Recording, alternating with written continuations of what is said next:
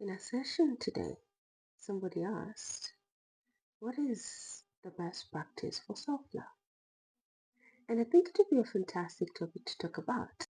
My name is Chabet, and this channel is Everything Self Mastery and Self Leadership. In this topic, we get to explore what self love truly is and how to consciously practice self love every single day of our lives. Now, what is self love? What does it entail? And how do I actually know that I'm practicing this in my everyday life? Let's explore some core truths about self love. First, self love is not inherently positive or comfortable. This is because it involves dismantling stories, patterns, beliefs, and facing the harsh truth of who you really are and who you're not. It entails dismantling illusions, letting go of inauthentic desires, and accepting uncomfortable realities about yourself. Self love is dynamic and not static, meaning it's a continuous process where we keep evolving. Our desires will shift, our values will expand, and this is because life circumstances keep changing, and what we stand for today may not be what we stand for tomorrow. So, therefore, self love demands constant recalibration in alignment with the changes in your life. Self love is not self indulgence, it requires discipline, it requires aligning very key aspects of yourself, and sometimes this will mean delayed gratification. You're making sacrifices, you're enduring discomfort for the sake of long term authenticity and growth. Self love is inherently connected to self awareness, self authenticity, self compassion, self alignment, and this is made possible by self audit or introspection. So, a continuous assessment of who you are every single day. So, you don't lose sight of who is in your driver's seat because this could be versions or stories of you that arises because of external influences and external conditioning, fear-based decision making, where we allow judgment, fear, doubt, uncertainty to dictate our intentions, to suppress our desires, and to determine who we get to show up as. Also, avoiding ourselves, ignoring our feelings, ignoring our desires, denying them, and failure to reflect on who we are, what drives us. So, what truly is self love? How do we define this and how do we make it a practice? So, we define self love as aligning your core values. These are the things that matters most to you, your intentions, the energy behind your actions, and your desires. And these are things you truly want. Creating harmony between what you think, the actions you take, and the feelings that you generate. This is our definition of self love.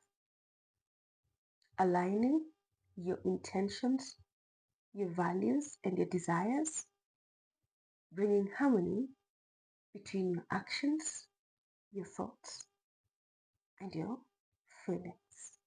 So, your values are your building blocks. They're the key things that drives how you get to navigate life. It's your compass for what truly matters to you most and what you hold as inherently important.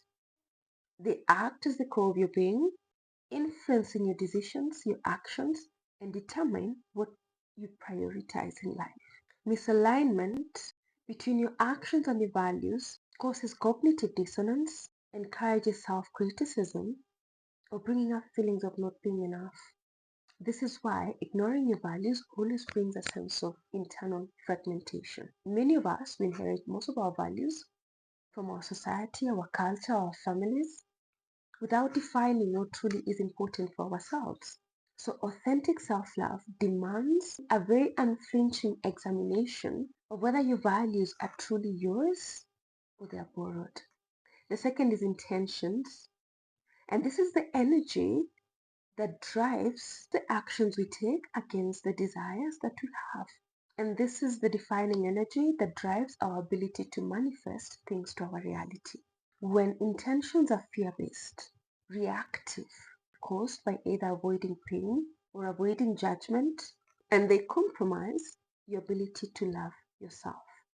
True self-love is one that is rooted in growth, authenticity, and in full acceptance of who you really are, moment by moment. Your intentions act as a bridge between your values and your desires, and they make all of your values actionable. And without them, values remain abstract and your desires result in chaos. Your intentions is the energy behind the why you do the things you do. Your goals are the things that you get to do. Goals are outcomes. Intentions is the energy that drives the outcomes itself. So let's look at the third item, desires. Desires are the emotional and the physical manifestations of what you want. They're very primal and they drive motivation. Desires are not inherently virtuous or moral. They are inherently the expression of your primal human nature. And many people suppress their desires and it results in guilt and self-denial. When your desires clash with your values, you create tension within. Self-love is a practice of finding a resolution between these two aspects of yourself, which in a conflict would mean either you need to reevaluate your core values or you need to reevaluate your desires to bring harmony. As most people go, we always prioritize one or the other, so we prioritize all our desires and compromise on our values, or vice versa, which leads to imbalance. Self-love demands understanding very clearly what values drive you, the intentions behind this, and therefore building your desires based off bringing these values and your intentions to life. So having a clarity of these three things, look at them as your desires being your masculine expression and your values your feminine expression and your intentions being centered in your heart. Then the heart center is your nexus point, your balance point. So look at, now we have the left, the right, and the center defined. So now we have to understand what our minds are constantly thinking in alignment with our values, our intentions, and our desires. And once we are clear on what our thoughts are, and thoughts are built up of beliefs, values, desires, and misaligned thoughts, values, and desires open room for intrusive and self-critical thinking. Your thought loops, patterns, and recurrent themes often reveal to you areas of misalignment. So to pinpoint to you an area where resolution is needed. Actions, on the other hand, are the physical manifestation of your alignment or lack of. So, authenticity in action requires courage. Acting in alignment with your values and your intentions sometimes might require you to rebel against that which you know, against structures and societal norms that you have been brought up around.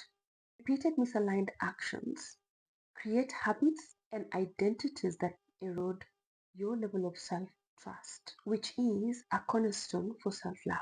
Conversely, small incremental actions that are aligned build your level of self-trust. It reinforces your level of self-respect. The gap between thought and action is where most of us struggle.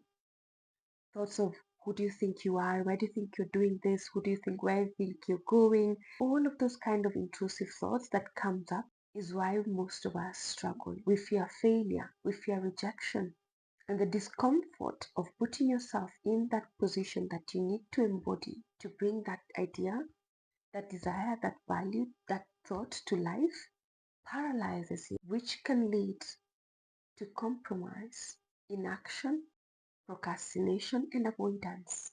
And our feelings, lastly, are the body's mechanism that signals our ability to be aligned or misaligned in accordance to who we truly are.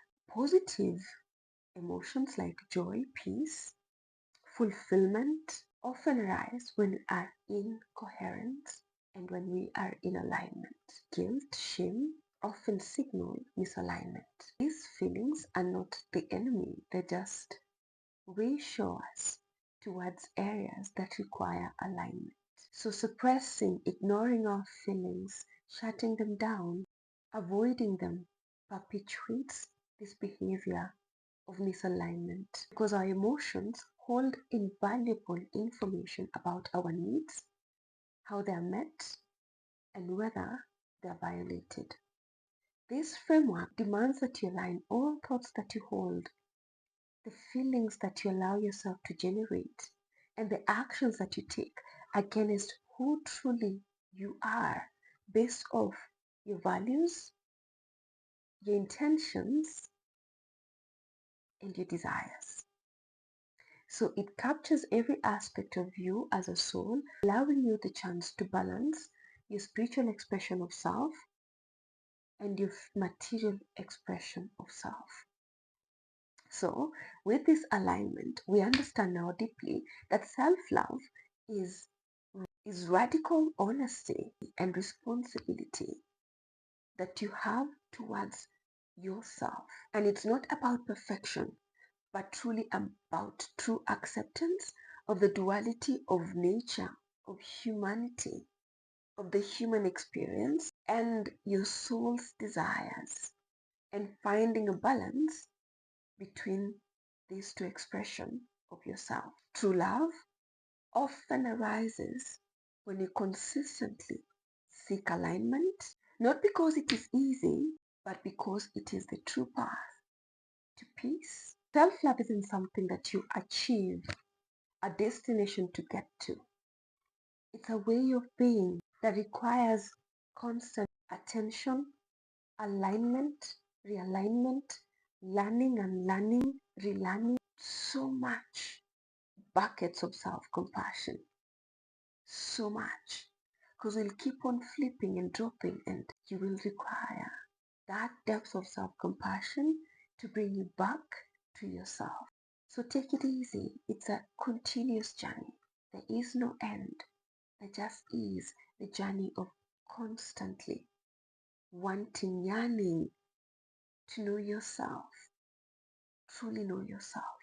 This will require a daily check-in, intentional introspection, intentional practices, compassionate self-talk. This is going to lead to a lot of massive shifts in how you view yourself, how you get to view the world around you, and how the world gets to view you.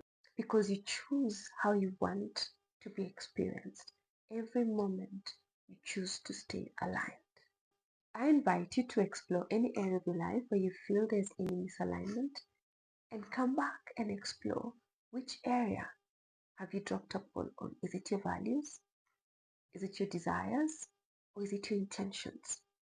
Because any one of these areas will show you why your thoughts are the way they are, why your feelings are the way they are, and importantly, why your life is the way it is in this moment, and why your actions are leading you to creating that very life that you're seeking out from.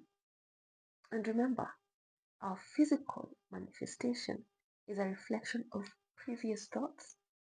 So we have this moment the opportunity to choose who we want to become moving forward. So give yourself time. Remember, for as long as you're actively choosing alignment, you're choosing yourself. I'll see you in the next video.